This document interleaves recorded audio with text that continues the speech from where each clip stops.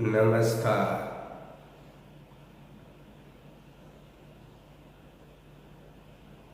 महाकवि कालिदास जी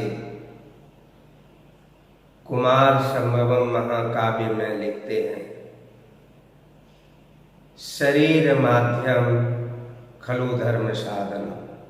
अर्थात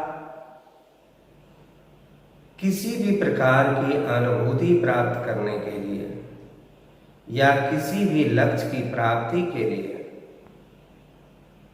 एक स्वस्थ उन्नत शरीर का होना बहुत ही आवश्यकता है, क्योंकि शरीर ही ये माध्यम है जो हमें अनुभूति के लिए या परम लक्ष्य की प्राप्ति के लिए सहायता करते हैं। इस सृष्टि में लाखों प्रकार के जीव हैं, प्राणी हैं। उनमें से एक मनुष्य भी है। तो फिर अन्य जीवों के शरीर और मनुष्य के शरीर में क्या अंतर है? शास्त्र में कहा गया है, आहार निद्रा भय मैथुनं च सामान्यमेतत् पशुभिः नराणां धर्मो हितेषाम् अधिको विशेषो धर्मेण हीना पशुभिः समाना।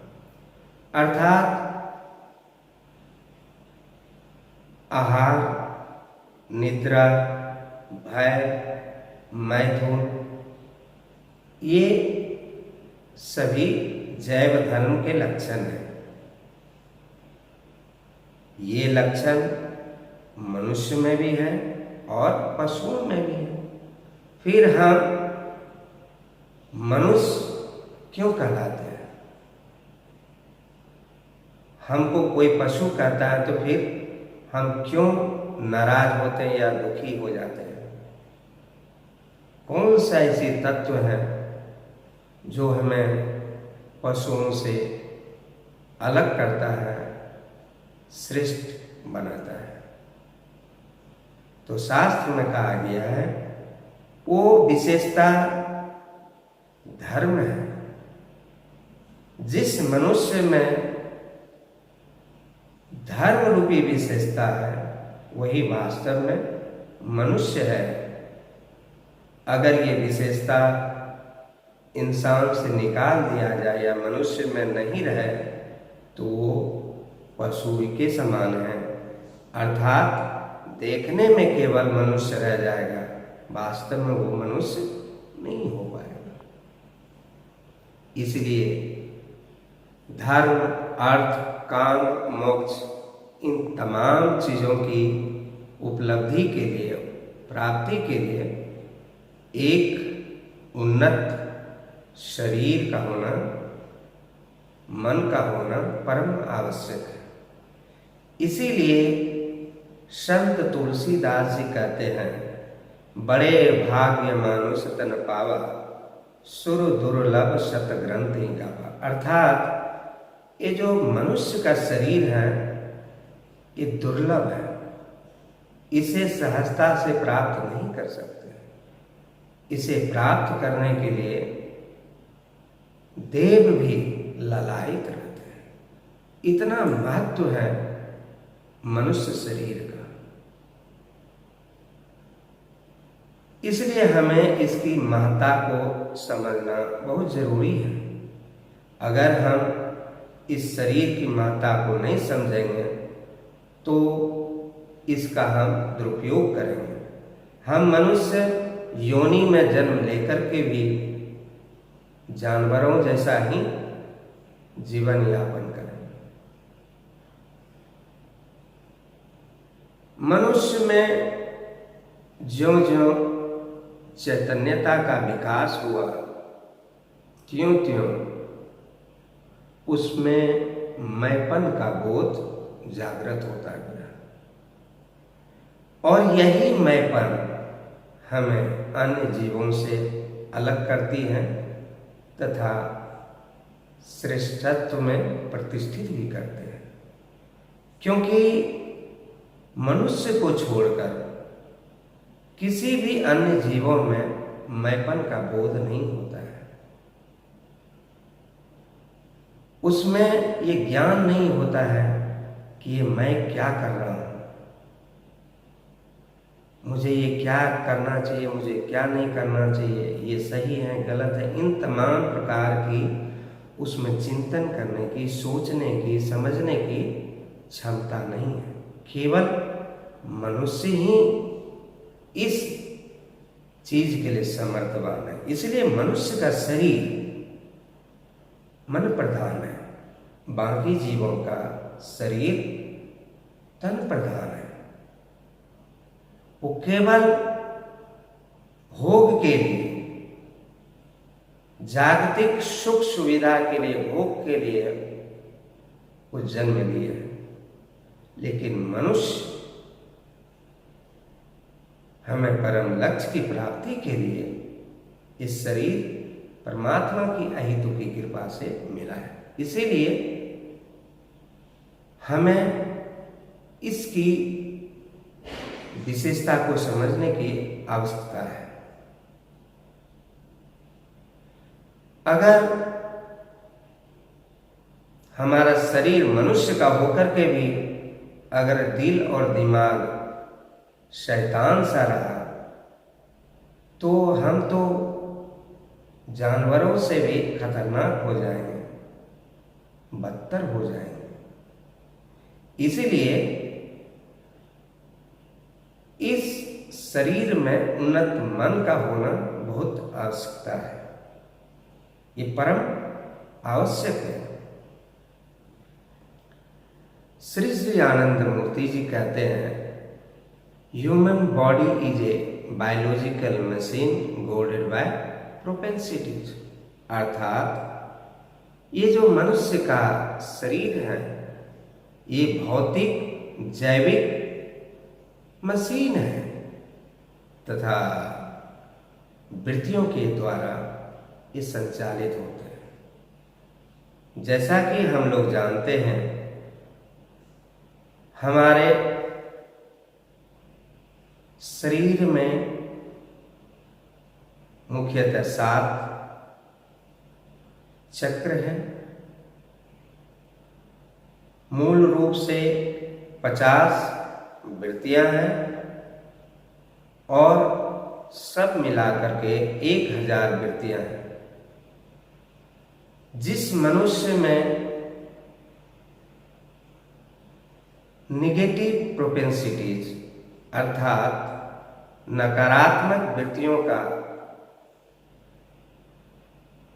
जागृत होना या सबल होना या मजबूत होना, तो उस इंसान का चिंतन, वचन, कर्म में तामसिकता परिलक्षित होना या झलकना शुरू हो जाता है।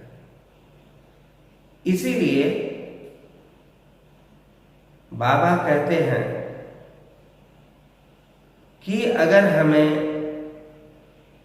उन्नत जीवन मिला है, उन्नत शरीर मिला है, श्रेष्ठ जोनि में जन्म प्राप्त हुआ है उनकी परम अहेतु की कृपा से, तो हमें उसी प्रकार का जीवन जीना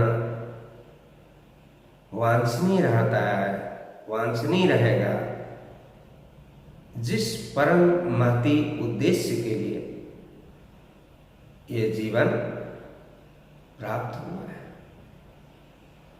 इसलिए वे कहते हैं, physically fit, mentally develop and spiritually elevated. अर्थात शारीरिक रूप से स्वस्थ, मानसिक रूप से विकसित तथा आध्यात्मिक रूप से उन्नत होना पड़ेगा। यही वास्तविक मनुष्य की पहचान है। अगर हम मानसाध्यात्मिक क्षेत्र को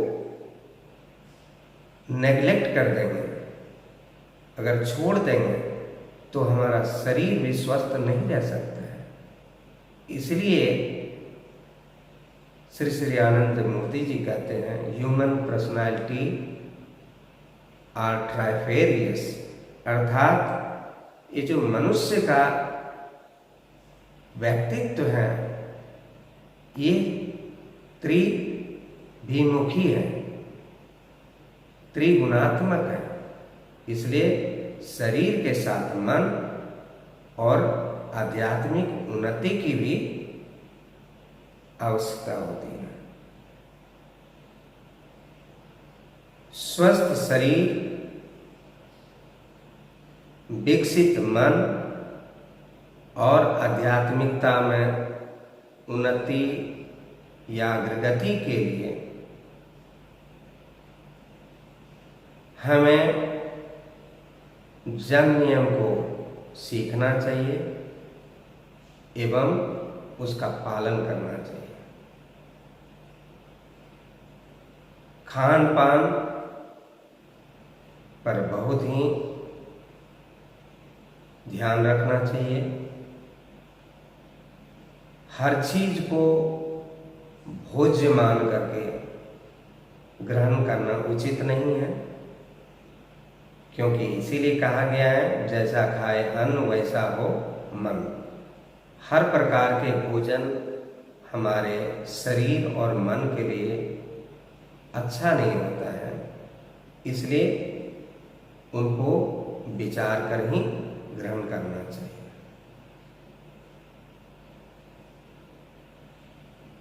आसन, प्राणायाम, प्रत्याहार, धारणा, ध्यान,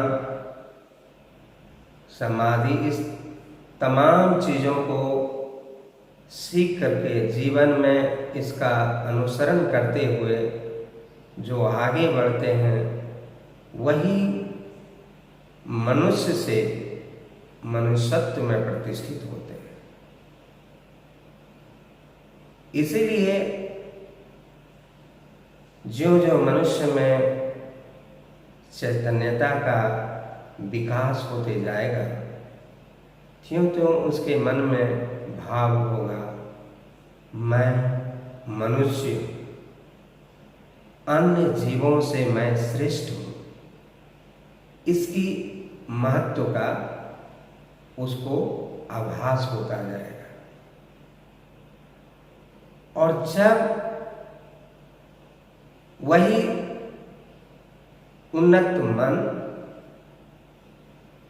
धीरे धीरे स्वयं को साधना के माध्यम से अनुभूत करता है, तब अंततः उन्हें आभास होता है कि मैं मनुष्य नहीं, मैं ब्रह्म, अहम ब्रह्मास्मि। इसकी अनुभूति करना और इस अहम ब्रह्मी अनुभूति में प्रतिष्ठित होना, इसे ही जीवन की परम लक्ष्य की प्राप्ति होना कहते हैं। यही मनुष्य मात्र का लक्ष्य है। इसलिए हमें पशुत्व से मनुष्यत्व में तथा मनुष्यत्व से देवत्व में प्रतिष्ठित होने का जो लक्ष्य है, यही हमारे जीवन का परम लक्ष्य है। और इसे ही प्राप्त करने के लिए ये मनुष्य जीवन हमें मिला है। इसलिए इसे अन्य जीवों के भांति व्यर्थ न गवा करके इसे सार्थक करना।